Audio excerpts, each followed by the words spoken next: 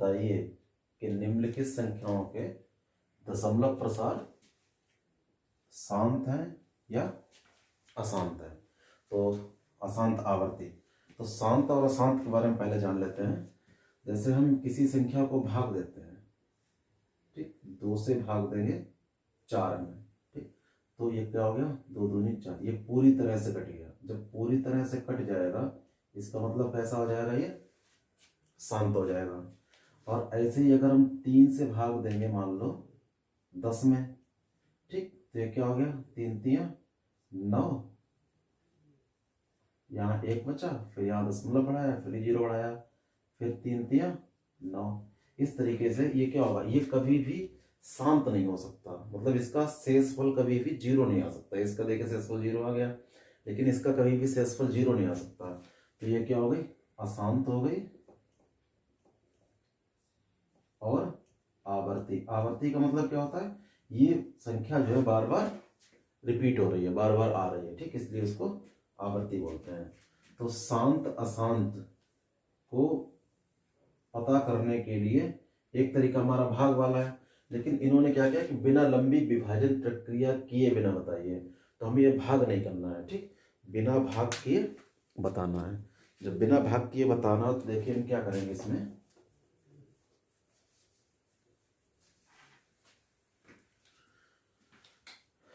जैसे कोई भी जो परिमेय संख्या होती है वो हमारी p बटे q के रूप में होती है, ठीक है। जब p बटे q के रूप में होती है तो यहाँ हम q के जब अभाज्य गुणनखंड करेंगे उसमें 2 और 5, इस तरीके से 2 की घात n और 5 की घात m। इसका मतलब क्या हुआ कि nm क्या है, हमारी कोई प्राकृतिक संख्या है यहाँ पर, तो 2 बार या 3 बार, कितनी बार भी है, ऐसे ही 5 1 2 बार, जितनी बार भी है।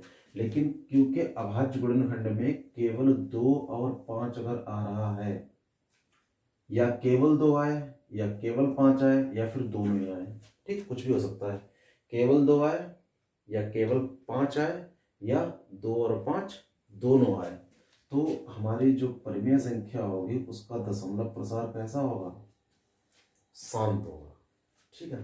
इसी तरीके से अगर हमने q के अभाज्य गुणनखंड किए, q क्या हमारा हर है, ठीक, p हमारा अंश है और q क्या है, ये हर है।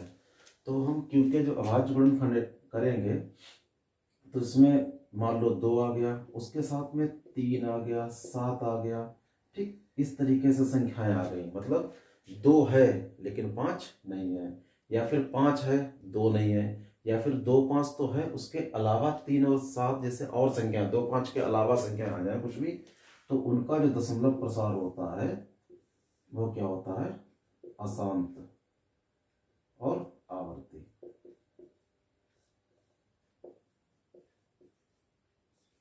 ठीक है, तो हम केवल क्या करेंगे, हर के अभाज्य गुणनखंड करेंगे, उसमें 2 5 के अलावा अगर कुछ भी आ जाता है 3 5 7 11, तो वो क्या हो जाएगा, अशांत आवर्ती हो जाएगा। और केवल अभाज्य गुणनखंड में 2 आता है या 5 आता है या 2 5 दोनों आता है, तो हमारा क्या हो जाएगा, शांत हो जाएगा। तो इसी तरीके से हमारे क्वेश्चन है, इसको करेंगे। देखिए पहला प्रश्न क्या है हमारा, 13 बटे 3125। तो इसमें क्या करेंगे, 3125 ये हमारा हर है, क्यों, इसके अभाज्य गुणनखंड करेंगे, ठीक। इसको 5 से काटते हैं, देखिए 5 6 30 हो गया, 5 दूनी 10 5 25। फिर इसको 5 से काटेंगे तो 5 1 5, 1 बचा, 12 हुआ, 5 दूनी 10 5 25। फिर 5 से काटेंगे तो 5 दूनी 10 5 25, 5 से 5 25, 5 से 5 1 5, ठीक। इस तरीके से हमारा अभाज्य गुणनखंड होगा, क्योंकि तो 31 25 बराबर क्या लिखेंगे, 1 2 3 4 5, मतलब 5 की घात 5 आया यहाँ पे, तो सीधे यहाँ पे लिख देंगे 5 की घात 5। जब 5 की घात हमने 5 लिख दिया, यहाँ पर देखिए हमने क्या बताया था, इसमें 5 आया है, ठीक, 2 नहीं है तो कोई दिक्कत नहीं है, अगर 2 नहीं है तो हम 2 की घात यहाँ पर 0 लिख सकते हैं, नहीं लिखेंगे तब भी कोई दिक्कत नहीं। तो क्या हुआ, इसका हर देखिए क्या है, 2 की घात n और 5 की घात m के रूप का है, क्या लिखेंगे, इस परिमेय संख्या का हर 2 की घात n गुणा 5 घात m के रूप का है, अतः इसका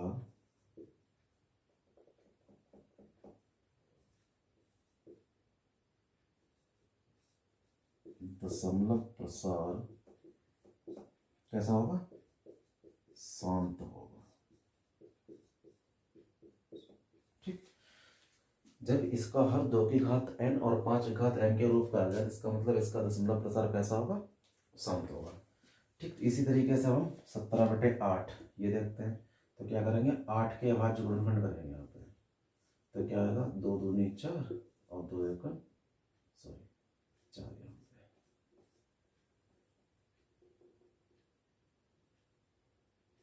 तो 2 चौको 8 हो गया, 2 दूनी 4 हो गया और 2 एकम 2 हो गया।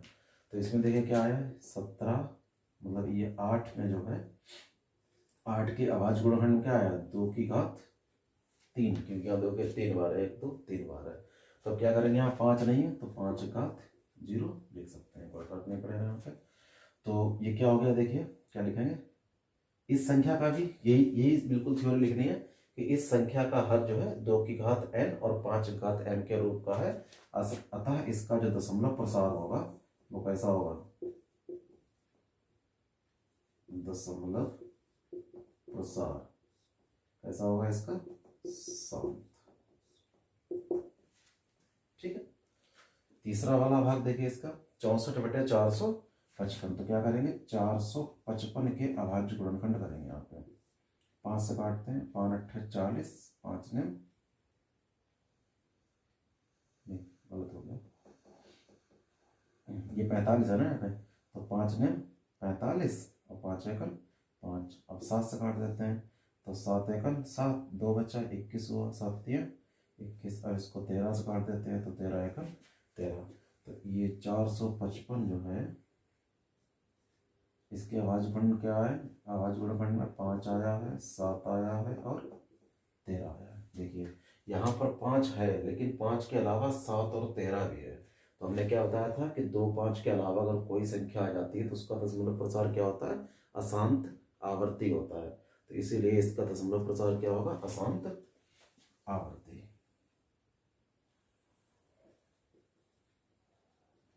दशमलव प्रसार कैसा होगा? अशांत आवर्ती होगा। ठीक है, क्योंकि इसका जो हर है वो 2 की घात n और 5 घात m के रूप का नहीं है। इसका चौथा वाला भाग देखते हैं। इसके पहले एक काम कीजिए, इसके थोड़ा इसको काट लेते हैं 5 से। तो 5 तियां 15 हो गया। ये भी देखिए 5 तियां 15, 1 बचा 10 हुआ, 5 दूनी 10 0। ये कितना आ गया? 3/320 आ गया। अब क्या करेंगे? इसके 320 के अभाज्य गुणनखंड यहाँ पर कर लेते हैं। तो 2 से काटिए, 2 एकम 2, 2 छंग 12 0, 2 8 16 0, 2 चौको 8 0, 2 दूनी 4 ये 0, 2 दशमलव 20, 2 पंचे 10, 5 एकम 5। ठीक, तो देखिए जो 320 के जो हम अभाज्य गुणनखंड किए हैं हमने, वो क्या है हमारे? 1 2 3 4 5 6। तो 2 की घात तो 6 आया है, और गुणा में 5 भी है तो 5 की घात यहाँ पर कुछ नहीं है तो 1 लिख दीजिए। अब देखिए इसका जो मतलब हर है, तो हर के अभाज्य गुणनखंड 2 की घात n और 5 की घात m के रूप का है। देखिए 2 की घात n 5 की घात m। तो इस प्रकार का जो दशमलव प्रसार होता है,